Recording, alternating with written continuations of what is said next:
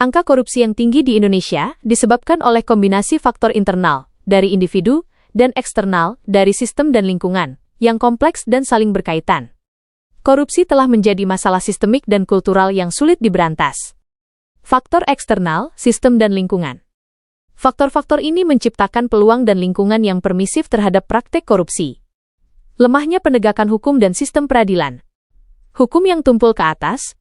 Penegakan hukum seringkali tidak konsisten dan cenderung tajam ke bawah, tegas pada rakyat kecil, tetapi tumpul ke atas, lemah pada pejabat atau orang berkuasa. Hukuman yang ringan. Putusan pengadilan yang relatif ringan bagi pelaku korupsi tidak menimbulkan efek jera yang kuat. Kelemahan koordinasi. Koordinasi antar lembaga penegak hukum dan kurangnya independensi peradilan juga menjadi penghalang.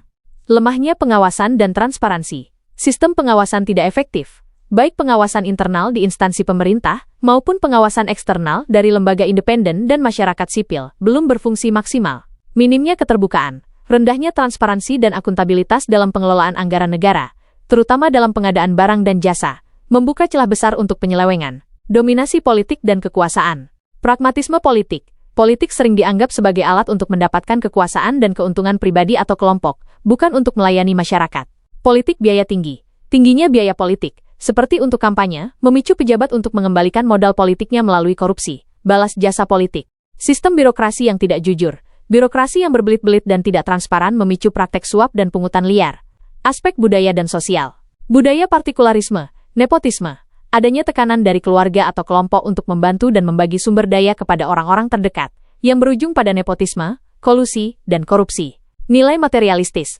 Masyarakat cenderung menghargai seseorang berdasarkan kekayaan yang dimiliki, bahkan jika kekayaan tersebut didapatkan secara tidak wajar. Anggapan lumrah. Dalam beberapa kasus, korupsi dianggap sebagai hal yang wajar, endemik, atau bahkan sudah terintegrasi dalam sistem. Sistemik, sehingga keengganan untuk melaporkan menjadi tinggi.